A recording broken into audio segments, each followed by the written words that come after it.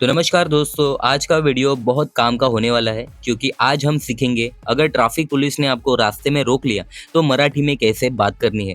Police आपको क्या पूछेगी, licence कैसे मांगेगी, डॉक्यूमेंट्स कैसे दिखाने हैं, अगर इंश्योरेंस एक्सपायर हो जाए तो क्या बोलना है, फाइन लगे तो मराठी में पोलाइटली कैसे बात करनी है और अगर गलती आपकी हो तो माफ़ी कैसे मांगनी है, ये भी आज हम सीखेंगे।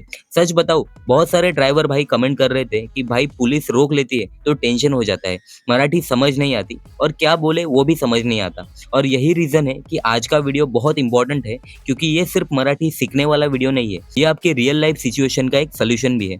और सबसे पहले जो लोग रोज मेरे वीडियोस देख रहे हैं, शेयर कर रहे हैं और सपोर्ट कर रहे हैं, उनको दिल से बहुत बहुत धन्यवाद। आप लोगों ने इतना प्यार दिया है कि अब बहुत लोग अपने दोस्तों को भी बोल रहे हैं भाई मराठी सीखनी है तो भाषा प्रेम यूट्यूब चैनल देखो। और सच कहूँ, मेरे जैसा प्रैक्टिकल मराठी शायद ही कोई सिखाता होगा क्योंकि यहाँ सिर्फ लैंग्वेज नहीं, रियल लाइफ सिचुएशन सिखाई जाती है। अब एक छोटी सी अपडेट देना चाहूंगा। काफी लोग कमेंट करते हैं भाई हमें मराठी जल्दी सीखनी है, भाई हमें पर्सनल प्रैक्टिस चाहिए और डेली बोलने की प्रैक्टिस हमसे करवाओ। इसलिए चैनल पर अब ज्वाइन का ऑप्शन भी आ चुका है। नॉर्मल सब्सक्राइबर्स को वैसे ही फ्री वीडियोस मिलते रहेंगे जैसे अभी मिल रही है, लेकिन जो लोग जल्दी मराठी सीखना चाहते हैं उनके लिए मैं extra practice videos, members only lesson, special conversation और कुछ ऐसी चीजें डालूंगा जो पब्लिकली नहीं होंगी। जो लोग जल्दी ग्रो करना चाहते हैं उनके लिए ज्वाइन ऑप्शन एक शॉर्टकट की तरह है। तो कोई प्रेशर नहीं है, बस जिसे लगे कि मराठी जल्दी और डीपली सीखनी है वो ज्वाइन बटन जरूर चेक कर सकता है। और अभी तक चैनल सब्सक्राइब नहीं किया है तो जल्दी से कर लो क्योंकि आने वाले वीडियोस और भी ज्यादा प्रैक्टिकल होने वाले हैं। अब वीडियो को लास्ट तक देखना क्योंकि आज वाला कॉन्वर्सेशन सच में कभी भी आपके काम आ सकता है। चलिए शुरू करते हैं।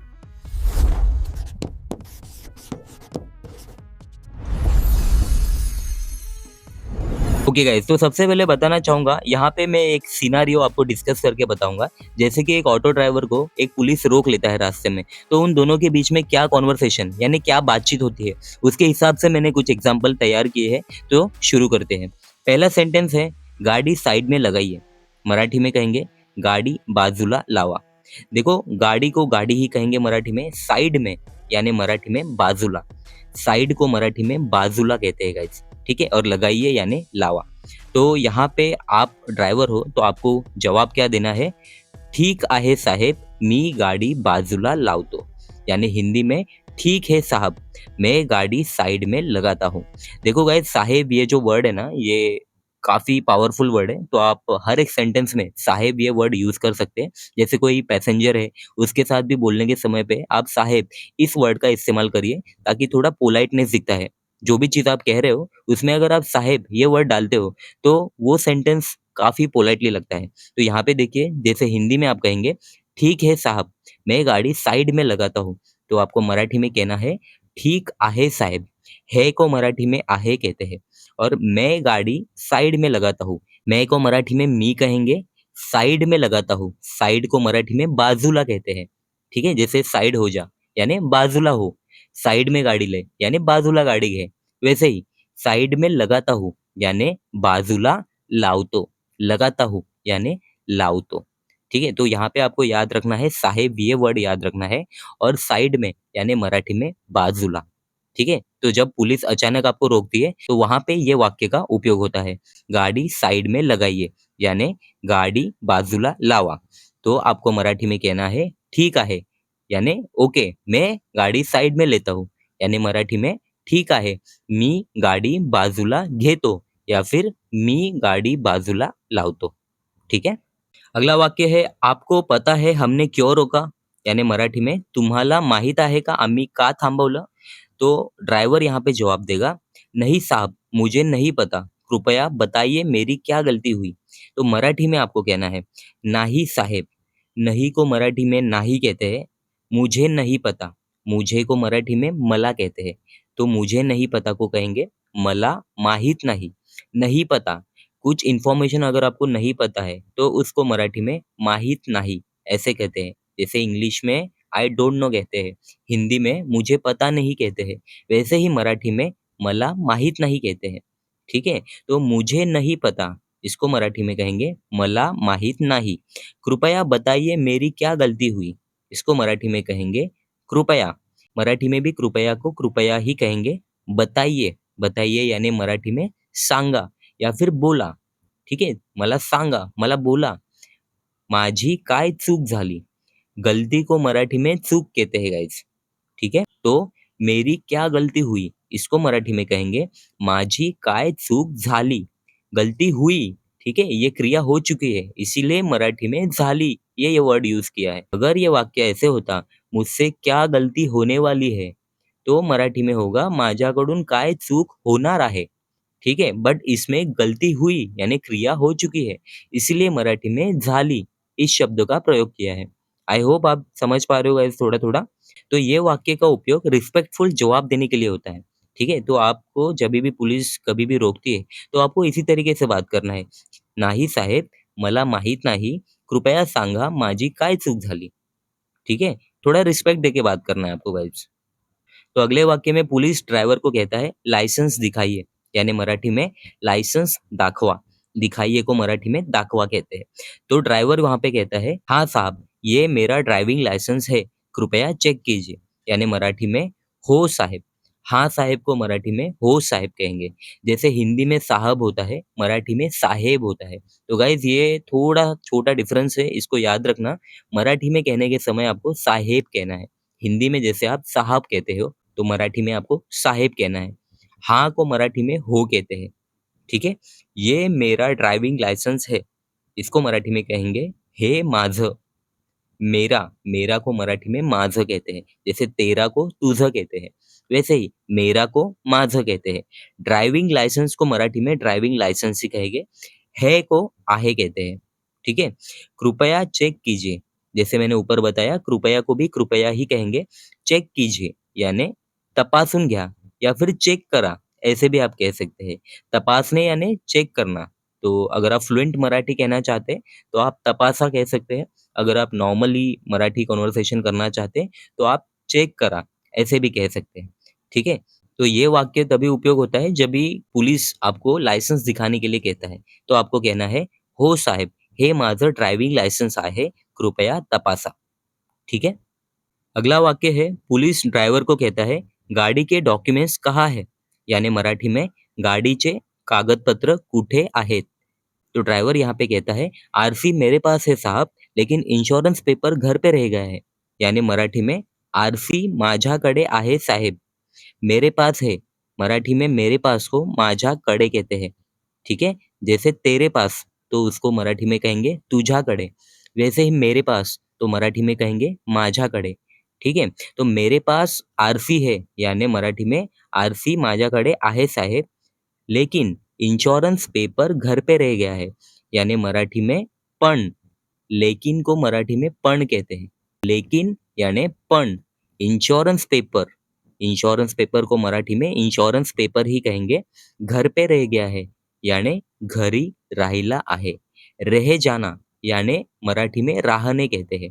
ठीक है, फॉर एग्जाम्पल मेरी चावी घर पे रह गई है, यानी मराठी में माझी चावी घरी राहिली आहे। ठीक है, तो जभी भी आप रह गया है ऐसे हिंदी में यूज करते हैं, वहां पे मराठी में राहिला आहे ऐसे यूज करना है। ठीक है, मैं दोबारा बताता हूँ। जब पुलिस आपको पूछेगी गाडीचे कागदपत्र कुठे आहेत, तब आपको कहना है आरसी माझ्याकडे आहे साहेब, पण इंश्योरेंस पेपर घरी राहिला है। मतलब ये मैं सिचुएशंस के हिसाब से बता रहा हूँ गाइस। होप सो आपके पास सारे डॉक्यूमेंट्स हमेशा अवेलेबल रहे और आप ये सारे चक्कर में ना फंसे, ऐसी आशा करता हूँ। लेकिन कभी-कभी इंश्योरेंस पेपर आपका घर पे रह जाता है या कुछ डॉक्यूमेंट घर पे रह जाते हैं, कुछ डॉक्यूमेंट आपके पास रहते हैं। तभी ऐसे सिचुएशन में आपको ये यूज करना है, आरसी माझ्याकडे आहे साहेब, पण इन्शुरन्स पेपर घरी राहिला आहे, या फिर इन्शुरन्स पेपर माझ्याकडे आहे साहेब, आरसी घरी राहिला आहे, या फिर जैसे भी आपका सिचुएशन है, ठीक है? बट यहाँ पे साहेब वर्ड यूज़ करना मत भूलिएगा गाइस, सामने वाले को थोड़ा रिस्पेक्टफुली लगता है, ठीक है? तो मैं रिक्वेस्ट करूँगा ऐसी कोई सिचुएशन आती है आपके पास, तो आप ट्राई करिए ज़्यादा से ज़्यादा मराठी बोलने के लिए, ताकि जो भी पुलिस है, उनको भी लगे कि आप पोलाइटली बात कर सकते हो और आप काफ़ी पोलाइट हो, ठीक है? अगला वाक्य है पुलिस ड्राइवर को कहता है आपने सिग्नल तोड़ा है, यानी मराठी में तुम्ही सिग्नल तोड़ला। आपने को मराठी में तुम्ही कहते हैं, ठीक है, और तोड़ा है यानी मराठी में तोड़ला। कोई भी चीज अगर टूट जाती है, ठीक है, तो वहां पे तोड़ला ये शब्द यूज होता है। मतलब अगर किसी ने ये चीज तोड़ी है, तब वहां पे आपको मराठी में तोड़ला ये शब्द यूज करना है। तो ड्राइवर यहाँ पे कहता है साहब, मुझसे गलती हो गई, अगली बार ऐसा नहीं होगा। ठीक है, यानी मराठी में कहेगा साहेब, माझ्याकडून चूक झाली. मुझसे गलती हुई. मुझसे याने माझ्याकडून. तुझसे याने तुझ्याकडून. उनसे यानी त्यांच्याकडून. तो वैसे ही मुझसे यानी माझ्याकडून. कडून ये जो वर्ड है ना गाइस, ये तभी यूज होता है जैसे आप कहते हो कि उनसे, मुझसे, इससे, उससे, ठीक है? तो वहाँ पे मराठी में कडून यूज होता है. यानी माझ्याकडून, त्याच्याकडून, तिच्याकडून, तुझ्याकडून, त्यांच्याकडून, आपल्याकडून. आप समझ रहे हो गाइस? और गलती हो गई यानी चूक झाली. जैसे मैंने ऊपर बताया आपको, गलती को मराठी में चूक कहते हैं. अगली बार ऐसा नहीं होगा. अगली बार को मराठी में पुढच्या वेळी कहते हैं. जैसे इंग्लिश में नेक्स्ट टाइम कहते हैं. ठीक है? तो अगली बार यानी पुढच्या वेळी. जैसे पिछली बार को मराठी में मागच्या वेळी कहते हैं, वैसे ही अगली बार को मराठी में पुढच्या वेळी कहते हैं. ठीक है? ऐसा नहीं होगा यानी असं होणार नाही. ऐसा को मराठी में असं कहते हैं. जैसे वैसा को तसं कहते हैं. असं तसं यानी हिंदी में ऐसा वैसा. ठीक है, आप समझ रहे हो गाइस? तो वैसे ही अगली बार ऐसा नहीं होगा. तो मराठी में कहेंगे पुढच्या वेळी असं होणार नाही. नहीं होगा यानी होणार नाही. यानी ये सिचुएशन देखो काफ़ी लोगों के साथ हुआ होगा, गलती से कभी सिग्नल टूट गया है आपसे, तो यहाँ पे पुलिस आपको कहता है कि भाई आपने सिग्नल तोड़ दिया है. तो आपको मराठी में कहना है साहेब माझ्याकडून चूक झाली. यानी साहब मुझसे गलती हुई. अगली बार ऐसा नहीं होगा. यानी पुढच्या वेळी असं होणार नाही. ठीक है गाइज? अगला वाक्य है पुलिस ड्राइवर को पूछता है पीयूसी सर्टिफिकेट है क्या? यानी मराठी में पीयूसी सर्टिफिकेट आहे का? है क्या को मराठी में आहे का कहते हैं. तो ड्राइवर यहाँ पे कहेगा हाँ साहब मेरे पास पीयूसी सर्टिफिकेट है, ये देखिए. यानी मराठी में कहेगा हो साहेब. हाँ को मराठी में हो कहेंगे, साहब को मराठी में साहेब कहेंगे. मेरे पास पीयूसी सर्टिफिकेट है यानी मराठी में कहेंगे माझ्याकडे. मेरे पास, जैसे मैंने ऊपर भी आपको एक एग्जांपल दिया, मेरे पास, उसके पास, इसके पास, तो जब भी पास ये वर्ड आता है तो वहाँ पे मराठी में कडे ये वर्ड यूज होता है. ठीक है? तो मेरे पास पीयूसी सर्टिफिकेट है यानी माझ्याकडे पीयूसी सर्टिफिकेट आहे. है को आहे कहते हैं. ठीक है? और ये देखिए यानी मराठी में हे बघा. देखना जिसे आप हिंदी में कहते हैं उसे मराठी में बघने कहते हैं. ठीक है? यानी ये देखिए, वो देखिए. तो वैसे ही हे बघा, ते बघा, इधर देखिए यानी इकडे बघा, उधर देखिए यानी तिकडे बघा. ठीक है? तो जभी भी देखना ये वर्ड यूज होता है तो आपको मराठी में वहाँ पे बघने ये शब्द का प्रयोग होता है. तो जभी भी पीयूसी मांगने के लिए पुलिस आपके पास आता है और कहता है आपके पास पीयूसी सर्टिफिकेट है क्या? यानी पीयूसी सर्टिफिकेट आहे का? तो आपको कहना है हो साहेब माझ्याकडे पीयूसी सर्टिफिकेट आहे, हे बघा. ठीक है? अगला वाक्य है पुलिस ड्राइवर को कहता है आपको फाइन भरना पड़ेगा. यानी मराठी में तुम्हाला दंड भरावा लागेल. आपको को मराठी में तुम्हाला कहते हैं, मैंने ऊपर ही आपको बताया गाइस. और फाइन को मराठी में दंड कहते हैं, जैसे इंग्लिश में पेनल्टी कहते हैं. ये वर्ड आपने भी सुना होगा, दंड. ठीक है? भरना पड़ेगा यानी भरावा लागेल. अभी ये क्रिया हुई नहीं है इसीलिए लागेल ये वर्ड यूज हुआ है. अगर ये क्रिया हो चुकी होती तो भरला आहे ऐसे यूज होता, बट यहाँ पे भरना पड़ेगा, क्रिया अभी हुई नहीं है इसीलिए मराठी में भरावा लागेल ऐसे यूज हुआ है. ड्राइवर यहाँ पे कहेगा साहब कृपया समझिए मैं पूरे दिन में मेहनत करता हूँ. यानी मराठी में साहेब कृपया थोडं समजून घ्या, मी दिवसभर मेहनत करतो. कृपया को मराठी में कृपया ही कहेंगे. थोड़ा समझिए यानी मराठी में थोडं समजून घ्या. समझिए को समझून घ्या कहते हैं. और मैं पूरे दिन मेहनत करता हूँ. मैं को मराठी में मी कहेंगे. पूरे दिन इसको मराठी में दिवस भर कहते हैं. ठीक है? पूरे दिन जैसे पूरी रात तो मराठी में रात्र भर कहेंगे. वैसे ही पूरे दिन इसलिए मराठी में दिवस भर ऐसे कहते हैं. ये वर्ड को भी आपको याद रखना होगा गाइस. मेहनत करता हूँ यानी मराठी में मेहनत करतो. ये काफ़ी आसान है गाइस. ठीक है? तो जभी भी पुलिस आपको कहता है कि आपको फाइन भरना पड़ेगा या आपको पावती फाड़नी पड़ेगी, जो भी आप कहते हो, तो वहाँ पे आपको कहना है पोलाइटली, साहेब कृपया थोडं समजून घ्या, मी दिवसभर मेहनत करतो. यानी साहब कृपया समझिए, मैं पूरे दिन मेहनत करता हूँ. थोडं समजून घ्या, यानी थोड़ा समझ के ले लो. ठीक है गाइस, आई होप आप अंडरस्टँड कर रहे हो मराठी गाइस। आगे बढ़ते हैं। अगला वाक्य है पोलीस ड्रायव्हर को कहता है, नियम सबके लिए समान है. यानी मराठी में नियम सगळ्यांसाठी सारखे आहेत. सबके लिए यानी सगळ्यांसाठी. के लिए जब भी आप शब्द यूज करते हो हिंदी में, जैसे रमेश के लिए, दीपेश के लिए, दिनेश के लिए, तो लिए का मतलब होता है साठी. ठीक है, जैसे रमेश के लिए यानी रमेश साठी, दिनेश के लिए यानी दिनेश साठी, वैसे ही सबके लिए यानी सगळ्यांसाठी. ठीक है, समान है यानी सारखे आहेत. समान को मराठी में सारखे कहते हैं गाइस, जिसको इंग्लिश में सिमिलर कहते हैं आप. ठीक है, तो नियम सबके लिए समान है, इसको मराठी में कहेंगे नियम सगळ्यांसाठी सारखे आहेत. तो यहाँ पे ड्राइवर कहता है, हाँ साहब, मैं आपकी बात समझता हूँ, मैं फाइन भरने के लिए तैयार हूँ. यानी मराठी में हो साहेब. हाँ साहेब को मराठी में हो साहेब कहेंगे. मी तुमचं म्हणणं समजतो. जैसे हिंदी में आपकी बात समझता हूँ आप कहते हैं, उसे ही मराठी में मी तुमचं म्हणणं. देखो ये जो वर्ड है म्हणणं, ये आपको याद रखना पड़ेगा. इसके जगह आप बोलना ये वर्ड भी यूज कर सकते हो. तो ये कब यूज होता है? जब भी आप सामने वालों को कहते हो कि मैं आपकी बात समझता हूँ, यानी इंग्लिश में आई अंडरस्टैंड, जिसे आप कहते हैं, तो उसे ही मराठी में मी तुमचं म्हणणं समजतो ऐसे कहते हैं. म्हणणं यानी आपका बोला हुआ चीज, या फिर आपने कुछ चीज कही है, तो उस चीज को म्हणणं कहते हैं. ठीक है गाइज, तो मैं आपकी बात समझता हूँ, उसको मराठी में कहेंगे मी तुमचं म्हणणं समजतो. समझता हूँ यानी समझतो. ठीक है, मैं फाइन भरने के लिए तैयार हूँ, से मराठी में कहेंगे मी. मैं को मराठी में मी कहेंगे. फाइन को मराठी में दंड कहते हैं, जैसे मैंने ऊपर भी बताया आपको. भरने के लिए यानी भरायला, करने के लिए यानी करायला, वैसे ही भरने के लिए यानी भरायला. तैयार हूँ मराठी में कहेंगे तैयार आहे. हिंदी में तैयार हूँ ऐसे होता है, लेकिन मराठी में तैयार आहे. दोनों देख लेना गाइस, हिंदी में तैयार कैसे लिखा है और मराठी में तैयार कैसे लिखते हैं, थोड़ा ही डिफरेंस है इसमें. ठीक है, तो जब भी पुलिस आपको कहता है कि भाई सबके लिए रूल्स और रेगुलेशंस और नियम सबके लिए सेम है, कायदा कानून सबके लिए सेम है, तो वहां पे आप ये कह सकते हो साहेब, मला तुमचं म्हणणं समजतं, या फिर मी तुमचं म्हणणं समजतो, मी दंड भरायला तैयार आहे. यानी मैं फाइन भरने के लिए रेडी हूँ या फिर तैयार हूँ.